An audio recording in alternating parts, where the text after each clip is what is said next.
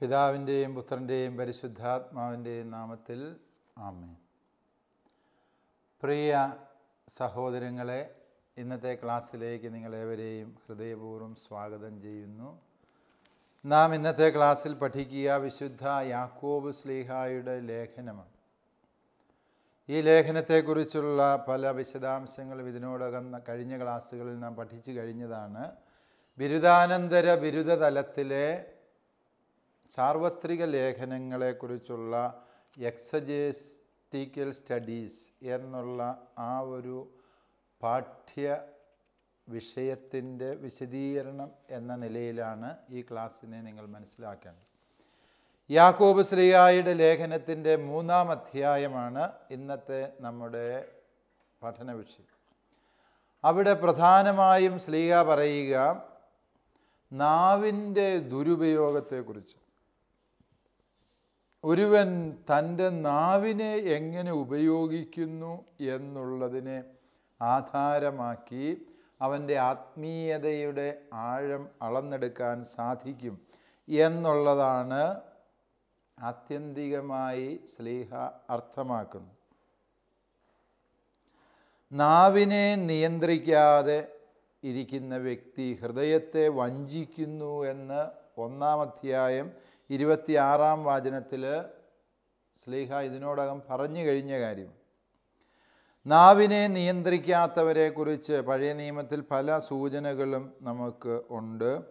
അവ മിക്കായുടെ പുസ്തകം 6-ാം അധ്യായം 6-ാം വാക്യത്തിൽ ഇപ്രകാരം നാവിനെ നിയന്ത്രിക്കാത്തവർക്ക് പറ്റുന്ന ദുരന്തം എന്ത് എന്ന് യാക്കോബ് ശ്ലീഹാ പറയുന്നു. എൻ്റെ സഹോദരരെ, നിങ്ങൾ അധികം പേർ പ്രബോധകരാകാൻ തുനിയരുത്. വളരെ നാടകീയമായിട്ടാണ് അദ്ദേഹം തൻ്റെ ആശയം അവതരിപ്പിച്ചു തുടങ്ങുന്നത്. എന്തെന്നാൽ കൂടുതൽ കർശനമായ വിധിക്ക് നാം അർഹരാകുമെന്ന് മനസ്സിലാക്കണം. എല്ലാവർക്കും ആഗ്രഹമുണ്ട് വലിയ സുവിശേഷ പ്രഘോഷകനാകണമെന്നും പ്രബോധകനാകണമെന്നും ഒക്കെ എല്ലാവർക്കും ആഗ്രഹമുണ്ട്. പക്ഷേ ശ്ലീഹാ പറയുകയാണ് അത് അപകടം പിടിച്ച ആഗ്രഹമാണ്. കാരണം സുവിശേഷം പ്രസംഗിക്കുന്നവൻ്റെ വിധി കുറേ കൂടി കർക്കശമായിരിക്കുമെന്നാണ് ശ്ലീഹാ പറയുന്നത്. മറ്റുള്ളവരെ പഠിപ്പിക്കുന്ന, മറ്റുള്ളവരെ പ്രബോധിപ്പിക്കുന്ന, മറ്റുള്ളവരോട് സുവിശേഷം പറയുന്നവരുടെ അന്ത്യവിധി വളരെ കർക്കശമായ സ്വഭാവത്തോടു കൂടിയായിരിക്കും. അതുകൊണ്ടാണ് സുവിശേഷ പ്രഘോഷണം നടത്തുന്നവർ അതിനനുസരിച്ച് ജീവിക്കുന്നില്ല എന്ന് വന്നാൽ മറ്റുള്ളവർക്കുള്ളതിൽ കൂടുതൽ ശിക്ഷ അത്തരക്കാർക്ക് ലഭിക്കും എന്ന് ശ്ലീഹാ മുന്നറിയിപ്പ് തരിക. അതുകൊണ്ട് സുവിശേഷ പ്രഘോഷകനാകാനുള്ള ആഗ്രഹം നല്ലതാണ്. പക്ഷെ അങ്ങനെ ആഗ്രഹിക്കുന്നതിന് മുമ്പ് സ്വന്തം ജീവിതത്തെ വചനാനുസൃതം ക്രമപ്പെടുത്താനുള്ള പ്രതിബദ്ധത ആർജിക്കാനോട് ശ്രദ്ധിക്കണം. ഇല്ലാതെ വന്നു കഴിഞ്ഞാൽ വചനപ്രഘോഷകനാകുന്നത് ഗുണത്തേക്കാളേറെ നമുക്ക് ദോഷകരമേ ആവുകയുള്ളൂ എന്ന സത്യം പ്രിയപ്പെട്ടവരെ മനസ്സിൽ സൂക്ഷിക്കണം. ഇതുതന്നെയാണ് അദ്ദേഹം പറയുക, പ്രബോധകനാകാൻ തുനിയരുത്. എന്തെന്നാൽ കൂടുതൽ കർശനമായ വിധിക്ക് നാം അർഹരാകും. പ്രസംഗം പറയുക, പ്രസംഗത്തിൻ്റെ സഭാകമ്പമൊക്കെ കഴിഞ്ഞു കഴിഞ്ഞാൽ പിന്നെ പ്രസംഗം പറയുക എന്നുള്ളത് വലിയൊരു പ്രതിസന്ധിയുള്ള കാര്യമേ അല്ല.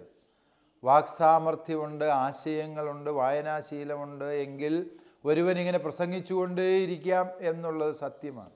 പക്ഷേ ശ്ലീഹാ പറയുന്നു അങ്ങനെ പ്രസംഗിച്ചുകൊണ്ടിരിക്കുന്നത് വലിയ കാര്യമൊന്നുമില്ല. കാരണം എന്താണ്? ആ പ്രസംഗം അന്ത്യവിധിയിൽ അവന് ദോഷകരമായിത്തീരും. താൻ ചെയ്യണം എന്ന് മറ്റുള്ളവരെ പ്രബോധിപ്പിച്ച കാര്യങ്ങൾ തൻ്റെ തന്നെ ജീവിതത്തിൽ ഒരുവൻ പാലിക്കുന്നില്ല എന്ന് വിചാരിക്കും. മോഷ്ടിക്കരുത് എന്ന് പറയുന്ന വചനപ്രഘോഷകൻ സാമ്പത്തിക മേഖലയിൽ സുതാര്യതയില്ലാത്തവനാണെങ്കിൽ, വിശുദ്ധിയെക്കുറിച്ച് പ്രസംഗിക്കുന്ന വചനപ്രഘോഷകൻ്റെ വ്യക്തിജീവിതം അശുദ്ധി നിറഞ്ഞതാണ് എങ്കിൽ സാധാ അശുദ്ധി പ്രവർത്തിക്കുന്ന മനുഷ്യർക്ക് കിട്ടുന്ന ശിക്ഷയേക്കാളും കൂടിയ ശിക്ഷ വചനപ്രഘോഷകന് കിട്ടും എന്നാണ് ശ്ലീഹാ മുന്നറിയിപ്പ് തരിക. നാം എല്ലാവരും പല വിധത്തിൽ തെറ്റ് ചെയ്യുന്നു. സംസാരത്തിൽ തെറ്റുവരുത്താത്ത ഏവനും പൂർണ്ണനാണ്. ഇതാണ് യാക്കോബ് ശ്ലീഹായുടെ വിശദീകരണം. സംസാരത്തിൽ തെറ്റുവരുത്താതിരിക്കുക. അതാണ് വളരെ പ്രധാനപ്പെട്ട ഒരു വസ്തുത. ശ്ലീഹ ഒരുപക്ഷെ ആദിമസഭയിലെ ചില പ്രതിസന്ധികളെക്കുറിച്ചാണ് സംസാരിക്കുന്നത് എന്ന് പ്രത്യക്ഷത്തിൽ നമുക്ക് മനസ്സിലാകും. ആദിമസഭയിൽ നിലനിന്നിരുന്ന ചില പ്രശ്നങ്ങളോടുള്ള ശ്ലീഹായുടെ പ്രതികരണമാണ്. അത് നിശ്ചിത സ്ഥലത്ത് നിശ്ചിത പ്രശ്നം എന്നുള്ള അർത്ഥത്തേക്കാൾ ഉപരി വിശ്വാസ ജീവിതത്തിൽ എല്ലായിടത്തും സംഭവിക്കാവുന്ന പ്രതിസന്ധികളെ മനസ്സിൽ കണ്ടുകൊണ്ടാണ് ശ്ലീഹ സംസാരിക്കുന്നത് എന്ന് ന്യായമായി നമുക്ക് ഊഹിക്കാം. ഇവിടെ യാക്കോബ് ശ്ലീഹ പറയുന്ന വലിയ സത്യം അതാണ്. അദ്ദേഹം പറയുന്നു, നാവിനെ നിയന്ത്രിക്കാതിരിക്കുമ്പോൾ വലിയ അപകടത്തിൽ നമ്മൾ ചെന്നു ചേരുകയും. നാവിനെ നിയന്ത്രിക്കാത്ത മനുഷ്യൻ പൂർണ്ണതയില്ലാത്ത മനുഷ്യൻ. ഒരുപക്ഷെ ആദിമസഭയിലെ വചനപ്രഘോഷകർ പലതരത്തിലുള്ള ഭാഷണ്ഡതകൾ, അബദ്ധങ്ങൾ പ്രചരിപ്പിച്ചിട്ടുണ്ട്. അവരുടെ പ്രബോധനങ്ങളിലൂടെ അബദ്ധങ്ങൾ പ്രചരിപ്പിച്ചു എന്നതുകൊണ്ടാകാം ശ്ലീഹ ഇപ്രകാരം ശക്തമായ ഒരു നിലപാട് നാവിൻ്റെ ദുരുപയോഗത്തെക്കുറിച്ച്, വിശിഷ്യ പ്രബോധകരായവരുടെ നാവിനെക്കുറിച്ചാണ് ശ്ലീഹ കഠിനമായ പദപ്രയോഗം നടത്തുന്നത് എന്നതുകൊണ്ട് ആദിമസഭയിൽ വിശ്വാസം സ്വീകരിച്ചവർ വിശ്വാസത്തിൻ്റെ അർത്ഥതലങ്ങളെക്കുറിച്ച് വലിയ ബോധ്യങ്ങളൊന്നും അവർക്ക് കിട്ടിയിട്ടുണ്ടാവില്ല. പക്ഷെ അവർ വചനം പ്രസംഗിച്ചു തുടങ്ങിയപ്പോൾ പലതരത്തിലുള്ള അബദ്ധങ്ങളിലേക്ക് അവർ വീണുപോയി. അത് സ്വാഭാവികമായും തെറ്റുകൾ പറ്റാം വചനപ്രഘോഷകർക്ക്, അതിൽ പാപമൊന്നുമില്ല. മനഃപൂർവ്വമല്ലാതെ തെറ്റുകൾ പറ്റുന്നത് അറിവുള്ളവരും സഭയിലെ അധികാരമുള്ളവരും നമ്മളെ തിരുത്തുമ്പോൾ അത് എളിമയോടെ സ്വീകരിക്കാനുള്ള മനസ്സ് നമുക്കുണ്ടാകേണ്ടതുണ്ട്. പലപ്പോഴും സംഭവിക്കുന്ന കുഴപ്പം എന്ത് എന്ന് ചോദിച്ചാൽ, ഈ തെറ്റ് പറ്റി എന്ന് മനസ്സിലാക്കി കഴിയുമ്പോഴും അവരത് തിരുത്തിയല്ല, മറിച്ച് അവർ വാദിച്ചു കൊണ്ടിരിക്കും, ഞങ്ങൾ സഭയിലെ മാനുഷിക അധികാരികളെ കേൾക്കണോ, പരിശുദ്ധാരൂപിയെ കേൾക്കണോ, പരിശുദ്ധാരൂപി തന്നെ ഞങ്ങളെ പഠിപ്പിച്ചതാണ് ഈ സത്യങ്ങൾ, അതുകൊണ്ട് ആര് പറഞ്ഞാലും ഞങ്ങൾ തിരുത്താൻ പോകുന്നില്ല എന്ന മട്ടിൽ അധരവ്യായാമം നടത്തുന്ന പലരും ആദിമസഭയിലും ഉണ്ടായിരുന്നു, ഈ കാലഘട്ടത്തിലും. ഈ കാലഘട്ടത്തിലെ പല വിഘടിത ഗ്രൂപ്പുകളുടെയും നേതാക്കൾക്ക് പറ്റിയ ഒരു വലിയ അബദ്ധം അതാണ്. അവർ പറയും, സത്യവിശ്വാസം എന്ത് എന്നുള്ളത് ഞങ്ങൾ പുസ്തകങ്ങളിൽ നിന്നോ സഭാ പാരമ്പര്യത്തിൽ നിന്നോ അല്ല പഠിക്കുക, ഞങ്ങളെ പരിശുദ്ധാത്മാവ് നേരിട്ട് പഠിപ്പിച്ചു, അതുകൊണ്ട് ഞങ്ങൾ ആര് പറഞ്ഞാലും തിരുത്തില്ല എന്ന വാശിയോടെ നിൽക്കുന്ന പല നേതാക്കന്മാരും ഈ കാലഘട്ടത്തിൽ ഈ കേരളത്തിൻ്റെ പശ്ചാത്തലത്തിൽ തന്നെ ഉണ്ട് എന്നുള്ളത് നമുക്കെല്ലാം അറിവുള്ള വസ്തുതയാണ്. ആരെയും പേര് പരാമർശിക്കാൻ ഞാൻ ഉദ്ദേശിക്കുന്നില്ല എന്നതുകൊണ്ട് പരാമർശിക്കുന്നില്ല എന്നേ ഉള്ളൂ.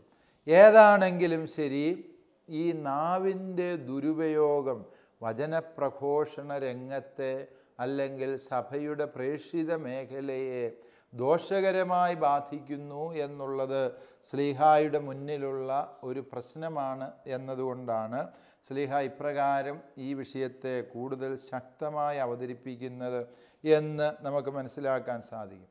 നാവിനെ നിയന്ത്രിക്കാത്തവന് ജീവിതത്തിൻ്റെ തന്നെ നിയന്ത്രണമില്ല എന്നാണ് ശ്ലീഹ പറയുന്നത്. അതിന് അദ്ദേഹം ചില ഉദാഹരണങ്ങൾ പറയുന്നുണ്ട്. ഒരുപക്ഷെ ഈ പാസേജ് അതിമനോഹരമായ 4 ഉദാഹരണങ്ങളാൽ സമ്പന്നമാണ്. അതിൽ 2 നാവിൻ്റെ നിയന്ത്രണത്തെക്കുറിച്ച് തന്നെ നേരിട്ട് സൂചിപ്പിക്കുന്ന ഉദാഹരണമാണ്. ഒന്ന്, കുതിരയുടെ നാവിൽ കടിഞ്ഞാണിട്ട് പിടിക്കും. നമുക്കറിയാം കുതിരയുടെ കടിഞ്ഞാൺ എവിടെയാണ് അത് ഫിറ്റ് ചെയ്യുക എന്ന് ചോദിച്ചാൽ കുതിരയുടെ നാവേലാണ്, കുതിരയുടെ വായിലാണ് ഈ കടിഞ്ഞാണിൻ്റെ അറ്റം ചുറ്റി വെച്ചിരിക്കും. അതുകൊണ്ട് കടിഞ്ഞാൺ വലിക്കുമ്പോൾ സത്യത്തിൽ കുതിരയുടെ നാവേലാണ്.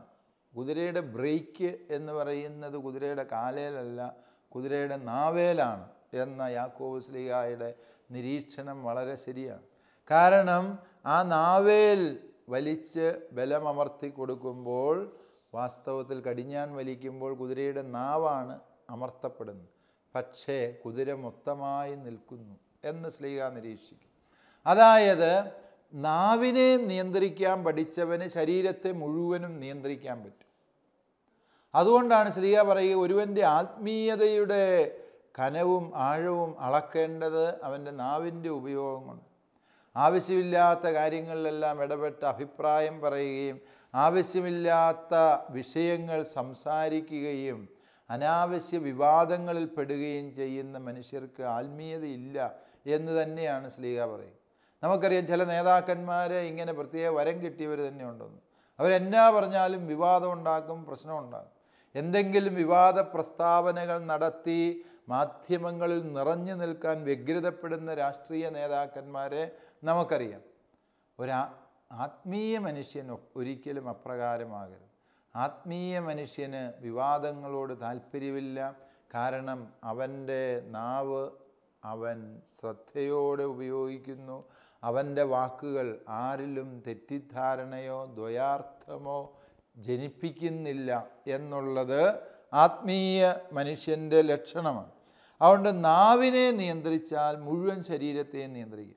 നാവിനെ നിയന്ത്രിക്കാത്ത മനുഷ്യൻ കണ്ണുകളെ നിയന്ത്രിക്കുന്നില്ല, അവൻ ഇന്ദ്രിയങ്ങളെ നിയന്ത്രിക്കുന്നില്ല, അവൻ്റെ ദുർമോഹങ്ങളെയും അവൻ നിയന്ത്രിക്കുന്നില്ല. ഇതാണ് ശ്ലീഹായുടെ വലിയ ഒരു നിരീക്ഷണം. നമ്മുടെയൊക്കെ വ്യക്തി ജീവിതത്തിലേക്ക് തിരിഞ്ഞു നോക്കുമ്പോൾ നമുക്കറിയാം നാവിനെ നിയന്ത്രിക്കുന്നുണ്ടോ ഇല്ലയോ എന്ന് അവൻ്റെ സംസാരം കേട്ടാൽ നമുക്ക് മനസ്സിലാകും. എന്നാൽ മറ്റ് ഇന്ദ്രിയങ്ങളെ അവൻ എപ്രകാരം നിയന്ത്രിക്കുന്നു എന്ന് നമുക്ക് പ്രത്യക്ഷത്തിൽ അവൻ കണ്ണടക്കം പാലിക്കുന്നവനാണോ, ആവശ്യമില്ലാത്തത് വേണ്ടി കാതോർക്കാത്തവനാണോ തുടങ്ങിയ കാര്യങ്ങളൊന്നും നമുക്കറിയത്തില്ല.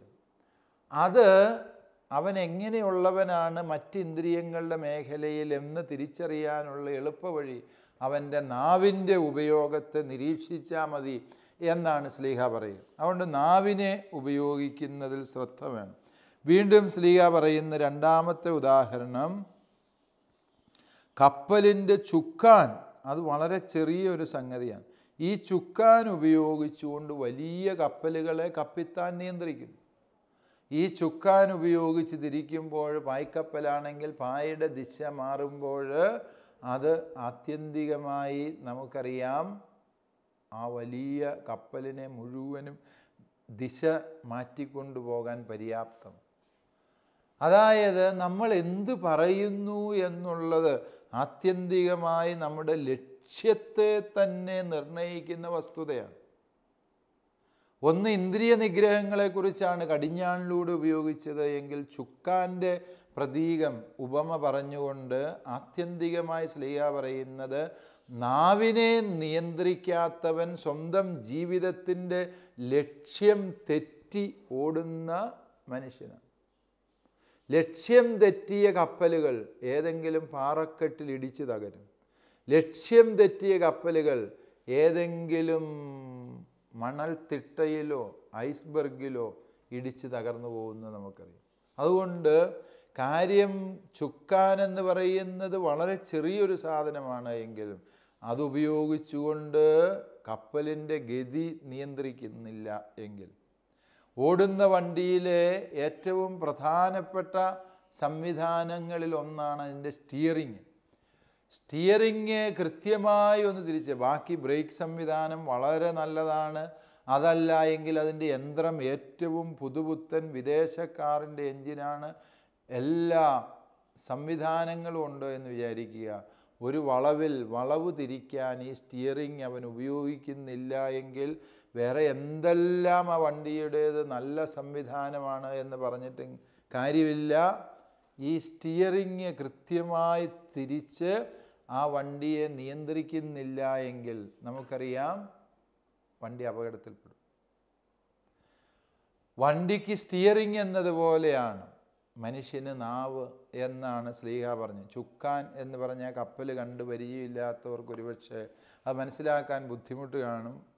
യാക്കോബ് ശ്ലീഹ ലേഖനം എഴുതുന്ന കാലത്ത് സ്റ്റിയറിംഗ് ഉള്ള വണ്ടി ഇല്ലായിരുന്നു. ഉണ്ടായിരുന്ന അദ്ദേഹം പരിചിതമായ ആ ഉദാഹരണം ഉപയോഗിക്കുമായിരുന്നു എന്ന് ഞാൻ വിചാരിക്കുന്നു. അതായത് നമ്മുടെ ലക്ഷ്യത്തിലേക്കുള്ള യാത്രയിൽ പല വളവുണ്ട്, തിരിവുണ്ട്. ഈ വളവും തിരിവും ശരിയാം വിധം തിരിഞ്ഞ് വളഞ്ഞ് നമ്മൾ യാത്ര ചെയ്യുന്നെങ്കിൽ മാത്രമേ നമുക്ക് ലക്ഷ്യത്തിലെത്തൂ. അങ്ങനെ ആ ലക്ഷ്യം മറന്നാൽ, ഈ വളവ് കൊണ്ട് നിയന്ത്രിക്കപ്പെടുന്നില്ല എങ്കിൽ എന്തു ചെയ്യും? ആദ്യത്തെ വളവിൽ തന്നെ നമ്മുടെ യാത്ര അവസാനിക്കും. പലരുടെയും ആധ്യാത്മിക ജീവിതം ലക്ഷ്യം തെറ്റി പായുന്നതിൻ്റെ കാരണം പലരുടെയും ആധ്യാത്മിക ജീവിതം ആദ്യ പ്രതിസന്ധിയിൽ തന്നെ തകർന്ന് വീഴുന്നതിൻ്റെ കാരണം നാവിനെ നിയന്ത്രിക്കാൻ പറ്റാത്തതുകൊണ്ടാണ് എന്ന സത്യം നമ്മൾ തിരിച്ചറിയും.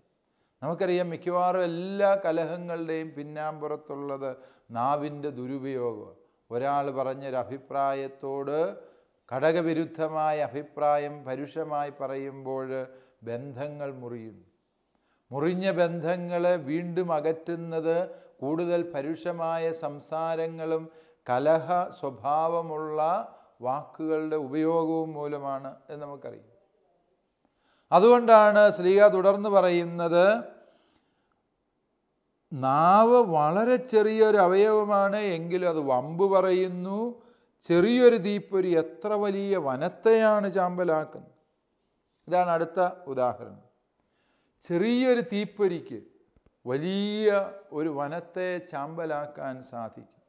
ഒരുപക്ഷെ യാത്രക്കാരൻ ബീഡി വലിച്ച് അലക്ഷ്യമായി വലിച്ചെറിഞ്ഞൊരു ബീഡിക്കുറ്റിയാകാം 10,000-10,000 ഏക്കറുള്ള ഒരു വനപ്രദേശത്തെ മുഴുവനും ചാമ്പലാക്കും. ഒരു തീപ്പൊരി മതി, വലിയ വനാന്തരങ്ങൾ വിജനമായിത്തീരുന്നു, അഥവാ ശൂന്യമായിത്തീരുന്നു. അതായത് തുടക്കത്തിൽ ഒരു ചെറിയ തീപ്പൊരി വന്നപ്പോഴതിൻ്റെ പരിണിത ഫലമോ ഒരു വലിയ വനം ശൂന്യമായിത്തീരുന്നു. സമാനമാണ് മനുഷ്യൻ്റെയും വാക്ക്. ഒരു ചെറിയ വാക്ക് തെറ്റായി ഉപയോഗിച്ചതേ ഉള്ളൂ, പക്ഷേ ബന്ധങ്ങളുടെ ഒരു ലോകം തന്നെ നമുക്ക് നഷ്ടപ്പെട്ടു. ഭാര്യയും ഭർത്താവും തമ്മിൽ ഉള്ള സംസാരത്തിനിടയിൽ ഭർത്താവിന് ദേഷ്യം വന്നു. ഒരിക്കലും ഭാര്യയോട് പറയാൻ പാടില്ലാത്തൊരു കാര്യം അവൻ കോപം തീർക്കാനായി വിളിച്ചു പറഞ്ഞു. ഭാര്യയുടെ ഹൃദയം, മനസ്സും ആത്മാവും മുറിഞ്ഞു. താൻ ജീവന് തുല്യം സ്നേഹിച്ചിട്ട് ഈ മനുഷ്യൻ തന്നെക്കുറിച്ച് ഇങ്ങനെയാണല്ലോ ചിന്തിച്ചത്, പറഞ്ഞത്. അവൾക്കത് ക്ഷമിക്കാൻ കഴിയാതെ പോകും. പിന്നീട് ഒരിക്കലും അവൾക്ക് ഭർത്താവിനെ പഴയതുപോലെ ഉൾക്കൊള്ളാനോ സ്നേഹിക്കാനോ കഴിയാതെ പോകുന്ന എത്രയോ സന്ദർഭങ്ങളും സാഹചര്യങ്ങളും നാം അനുദിന ജീവിതത്തിൽ കണ്ടുമുട്ടുന്നുണ്ട്. അതുകൊണ്ട് പ്രിയപ്പെട്ടവരെ, ശ്ലീഹ പറയുന്നത് ശരിയാണ്. ഒരു ചെറിയ തീപ്പൊരി വലിയ വനത്തെ മുഴുവനും ചാമ്പലാക്കുന്നത് പോലെ ഒരു ചെറിയ വാക്കിൻ്റെ ദുരുപയോഗം വാസ്തവത്തിൽ ഒരു ദാമ്പത്യ ജീവിതത്തെ മുഴുവനും തകരാറിലാക്കും. ഞങ്ങളെപ്പോലെയുള്ള വൈദികർ പള്ളിയിൽ വെച്ച് ഏതെങ്കിലും വ്യക്തികൾക്കെതിരായി പറയാൻ പാടില്ലാത്ത ചില വാക്കുകളായിരിക്കും. ആ ഒരു വാക്കിൻ്റെ പേരിൽ ആ വിശ്വാസിയുടെ സഭാജീവിതം തന്നെ സമ്പൂർണമായും അപകടത്തിലാവും. നമ്മൾ ശ്രദ്ധിക്കേണ്ട വസ്തുതയാണ്. ശ്ലീഹ പറയുന്നു, നാവ് തീയാണ്. ഈ തീയ് അനേകം യുദ്ധങ്ങൾക്ക് കാരണമാകും. നമുക്കറിയാം, ഒന്നാം ലോകമഹായുദ്ധവും രണ്ടാം ലോകമഹായുദ്ധവും ഒക്കെ ഉണ്ടായത് ലോക നേതാക്കന്മാരുടെ അവിവേകം നിറഞ്ഞ പ്രസ്താവനകളിലൂടെയാണ്. ഹിറ്റ്ലർ എന്ന നേതാവിൻ്റെ തീപ്പൊരി പ്രസംഗങ്ങളിൽ ഭ്രാന്തിളകിയ ജർമ്മൻ ജനത രണ്ടാം ലോകമഹായുദ്ധത്തിലേക്ക് ലോകരാഷ്ട്രങ്ങളെ വലിച്ചിഴക്കുകയായിരുന്നു എന്ന് ചരിത്രം പഠിച്ചാൽ നമുക്ക് മനസ്സിലാക്കാൻ സാധിക്കും. നാവ് തീയാണ്. ഈ നാവിൻ്റെ ദുരുപയോഗം കൊണ്ട് മറ്റ് മനുഷ്യരെ സമ്പൂർണമായി മസ്തിഷ്ക പ്രക്ഷാളനം ചെയ്യാൻ സാധിക്കുന്നു എന്നുള്ളതാണ് സത്യം. പല തീവ്രവാദി ഗ്രൂപ്പുകളുടെയും പിണിയാളികളായി ആളുകൾ മാറുന്നത് എന്താ? വളരെ വിവരവും വിദ്യാഭ്യാസവും ഉന്നത പരിശീലനങ്ങളും സിദ്ധിച്ചിട്ടുള്ള വ്യക്തികൾ പോലും തീവ്രവാദി ഗ്രൂപ്പുകളിൽ പോയി അംഗങ്ങളാകും. പാശ്ചാത്യ നാടുകളിൽ നിന്ന് പോലും ഇസ്ലാമിക് സ്റ്റേറ്റ് എന്ന തീവ്രവാദി സംഘടനയിലേക്ക് ആളുകൾ ചേരാൻ പോകുന്ന കാര്യം അടുത്ത കാലത്ത് നമ്മൾ പത്രങ്ങളിലൊക്കെ വായിക്കുന്നു. നമ്മൾ അത്ഭുതപ്പെടും. ഈ മനുഷ്യർക്ക് എന്തു പറ്റി? ഇപ്രകാരം ഇത്രയും വിവരവും വിദ്യാഭ്യാസവും ഉള്ള മനുഷ്യർ ഇങ്ങനെ ക്രൂരമായ പ്രവർത്തികൾക്ക് നേതൃത്വം കൊടുക്കുന്നവരുടെ പക്ഷത്ത് ചേരുന്നത് എന്തുകൊണ്ട്? നമ്മൾ അത്ഭുതപ്പെട്ടു. അതുകൊണ്ട് എന്തുകൊണ്ട് എന്ന് ചോദിച്ചാൽ ഇതാണ്, ഇതിനൊക്കെ നേതൃത്വം വഹിക്കുന്ന വ്യക്തികൾ ആത്യന്തികമായി അവരുടെ നാവ് കൊണ്ട് ഈ മനുഷ്യരുടെ ചിന്താശേഷിയെ നിർവീര്യമാക്കി കളയും. അതുകൊണ്ട് തന്നെ ഇവർക്ക് യാതൊരു ബന്ധവുമില്ലാത്ത, ഇവരോട് യാതൊരു ദ്രോഹവും ചെയ്യാത്ത നൂറുകണക്കിന് ആയിരക്കണക്കിന് മനുഷ്യരെ കൊന്നൊടുക്കാൻ ഇവർക്ക് മടിയില്ലാതായിത്തീരും. തന്നെപ്പോലെ വേദനിക്കുന്ന ഒരു മനുഷ്യജന്മമാണ് തോക്കിൻ്റെ അറ്റത്ത് ജീവന് വേണ്ടി കരയുന്നത് എന്ന സത്യം മറന്നു ഇവർ നിറയൊഴിക്കും. തന്നെപ്പോലെ ജീവിക്കാൻ അവകാശമുള്ള ഒരു നിഷ്കളങ്കനും നിരായുധനുമായ മനുഷ്യൻ്റെ കഴുത്തിലാണ് താൻ കത്തിവെച്ച് അറക്കുന്നത് എന്ന് മറന്നുകൊണ്ട് ഈ തീവ്രവാദികൾ മനുഷ്യൻ്റെ കഴുത്ത് കണ്ടിച്ച് അതിൻ്റെ വീഡിയോ എടുത്ത് പ്രക്ഷേപണം ചെയ്യും നമ്മൾ കാണും. പ്രിയപ്പെട്ടവരെ, തിരിച്ചറിയുക, നാവ് മറ്റുള്ളവരെ നശിപ്പിക്കുന്നു എന്നതിനെ പോലെ തന്നെ നാവിൻ്റെ സാമർഥ്യം കൊണ്ട് മറ്റ് മനുഷ്യരെ വഴിതെറ്റിക്കാനും അതുവഴി ലോകത്ത് അശാന്തി ഉണ്ടാക്കാനും കഴിയുന്നു എന്നുള്ള ശ്ലീഹായുടെ നിരീക്ഷണം എത്രയോ പ്രസക്തമായ വസ്തുതയാണ്. അതുകൊണ്ട് നാവിനെ മറ്റുള്ളവർക്ക് ഉപദ്രവമുണ്ടാകാതെ സൂക്ഷിച്ചാൽ മാത്രം പോരാ, നമ്മുടെ ഓരോ വാക്കും ഭാവിയെക്കുറിച്ച് കൂടി കരുതലുള്ള വാക്കുകളായിരിക്കും. എന്ന് പറഞ്ഞാൽ ഭാവിയെക്കുറിച്ചുള്ള ചിന്ത ഓരോരുത്തരുടെയും ജീവിതത്തിൽ വേണം. ഭാവിക്കും മനുഷ്യകുലത്തിൻ്റെ നിലനിൽപ്പിനും വിനാശകരമായ രീതിയിൽ ആരും ഒന്നും സംസാരിക്കരുത്. മതങ്ങൾ തമ്മിലുള്ള സ്പർദ്ധ വളർത്തുന്ന രീതിയിൽ പ്രസംഗിക്കരുത്. അങ്ങനെ പ്രസംഗിക്കുന്നത് ദൈവഹിതത്തിന് വിരുദ്ധമാണ്. കാരണം മനുഷ്യനെ തമ്മിൽ കലഹിപ്പിക്കുന്ന, ഭിന്നിപ്പിക്കുന്ന, മനുഷ്യജീവൻ്റെ വിലയെ കുറച്ച് കാണിക്കുന്ന എല്ലാ തരത്തിലുള്ള നിലപാടുകളും നാവിൻ്റെ ദുരുപയോഗം തന്നെ എന്നാണ് ശ്ലീഹ നമുക്ക് മുന്നറിയിപ്പ് തരുന്നത്. നാവ് തീയാണ്, അത് ദുഷ്ടതയുടെ ഒരു ലോകം തന്നെയാണ്. യെസ്, നാവ് ദുഷ്ടതയുടെ ഒരു ലോകം തീർക്കാൻ നാവിന് കഴിയും. ഒരുവനെ കൊല്ലുന്നതിനെക്കുറിച്ച്, ഒരുവനെ നശിപ്പിക്കുന്നതിനെക്കുറിച്ച് നാവിലൂടെയാണ് മനുഷ്യൻ കാര്യങ്ങൾ സംസാരിക്കും. മൊബൈൽ ഫോണിലൂടെയാണ്, തീവ്രവാദി ഗ്രൂപ്പുകളുടെ നെറ്റ്വർക്ക് സംവിധാനങ്ങളിലൂടെയാണ്. ഒരുവൻ്റെ നാവിൽ നിന്ന് വീഴുന്ന തിന്മയുടെ ഒരു പദ്ധതി അനേകായിരങ്ങൾ അത് ഏറ്റെടുക്കുമ്പോൾ വലിയ തിന്മയായി മാറും. യെസ്, നാവ് തീർക്കുന്ന ദുഷ്ടതയുടെ ലോകത്തെക്കുറിച്ച് പ്രിയപ്പെട്ടവരെ നമ്മൾക്ക് അറിവ് വേണം. തുടർന്ന് ശ്ലീഹ പറയുകയാണ്, മനുഷ്യൻ എല്ലാത്തരം ജീവികളെ ഇണക്കാൻ കഴിവുണ്ട്. ആന എന്തോ ഒരു വലിയ ജീവിയാണ്. മനുഷ്യനുമായി താരതമ്യം ചെയ്ത ആനയുടെ ഒരു കാലിൻ്റെ ശേഷിയില്ല ഒരു മനുഷ്യന് എന്ന് നമുക്കറിയാം. പക്ഷേ ഈ ആനയെ മനുഷ്യൻ എത്ര വിദഗ്ധമായി ഇണക്കി കൊണ്ടുപോകുന്നു.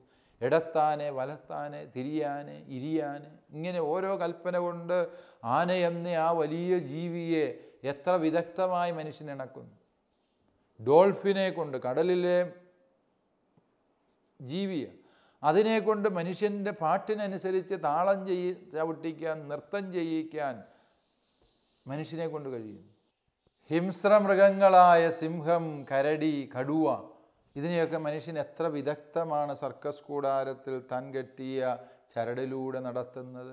മനുഷ്യന് എല്ലാറ്റിനെയും ഇണക്കി തൻ്റെ പരിധിയിൽ നിർത്താൻ കഴിയും. പക്ഷേ ശ്ലീഹ പറയുകയാണ്, സ്വന്തം നാവിനെ നിയന്ത്രിക്കുക, അതാണ് ഏറ്റവും ശ്രമകരമായ വസ്തു. ഈ നാവ് എന്തു പുറപ്പെടുവിക്കുന്നു എന്നുള്ളത് ആ വ്യക്തിയുടെ ആന്തരികതയെ സൂചിപ്പിക്കുന്നു. ഒരേ ഉറവ ചൂടും തണുപ്പുമുള്ള വെള്ളം പുറപ്പെടുവിക്കുക. ചൂടുള്ള വെള്ളം പുറപ്പെടുവിക്കുന്ന ഉറവ ചൂടുറവയാണ്. തണുത്ത വെള്ളം പുറപ്പെടുവിക്കുന്ന ഉറവ തണുത്ത ഉറവ. ഒരേ വൃക്ഷത്തിൽ നിന്ന് വ്യത്യസ്ത ഫലം ഉണ്ടാകുക. മാവിൽ നിന്ന് ചക്ക കായ്ക്കാറില്ല, പ്ലാവിൽ മാങ്ങായും കായ്ക്കാറില്ല. പുളിയുള്ള മാവാണെങ്കിൽ പുളിമാങ്ങ തരുന്ന മാവിൽ നിന്ന് ഒരിക്കലും നമുക്ക് മധുരമാങ്ങ പ്രതീക്ഷിക്കാനാവും. വരിക്കപ്ലാവിൽ നിന്ന് കൂഴച്ചക്ക പറിച്ചെടുക്കാൻ പറ്റും? ഇല്ല. ശ്ലീഹ പറയുകയാണ്, മരത്തിൻ്റെ ഫലങ്ങൾ ആ മരത്തിൻ്റെ സ്വഭാവത്തെ നിർണ്ണയിക്കുന്നത് പോലെ ഒരു മനുഷ്യൻ്റെ വായിൽ നിന്ന് വരുന്ന വാക്കുകൾക്ക് ആ മനുഷ്യൻ്റെ ആന്തരികതയെ ദ്യോതിപ്പിക്കാനുള്ള കഴിവുണ്ട് എന്ന സത്യം. ഇവിടെ നല്ല വൃക്ഷം നല്ല ഫലവും ചീത്ത വൃക്ഷം ചീത്ത ഫലവും പുറപ്പെടുവിക്കുന്നു എന്നുള്ള ഗിരിപ്രഭാഷകൻ്റെ ആശയവും, അതുപോലെ ലൂക്ക 6:1-43-45 ആശയങ്ങളുമൊക്കെ ശ്ലീഹ മനസ്സിൽ വെച്ചുകൊണ്ടാണ് ഈ നാവിനെ കുറിച്ചുള്ള ഈ ഉപമ അവതരിപ്പിക്കുന്നത് എന്ന് നമ്മൾ തിരിച്ചറിയും. കൂടുതൽ വിശദാംശങ്ങൾ വരും ക്ലാസ്സുകളിൽ നമ്മൾ പഠിക്കുന്നതാണ്. ദൈവം അനുഗ്രഹിക്കട്ടെ. കോഴ്സുകളെക്കുറിച്ചുള്ള വിശദ വിവരങ്ങൾക്ക് the director, alpha institute of theology and science, Sandeshabhavan, post box number 70, Thalassery 670101. Telephone 0490-2344-727, 2343-707. Email alfits@gmail.com. Website www.alphathalassery.com. ഈ പ്രോഗ്രാമിനെ കുറിച്ചുള്ള അഭിപ്രായങ്ങളും നിർദ്ദേശങ്ങളും ഞങ്ങളെ അറിയിക്കുക. വിലാസം: the producer, Theologia, Shalom television, Peruvannamuzhi PO, Kozhikode 673-528. Phone 0496-266-4600.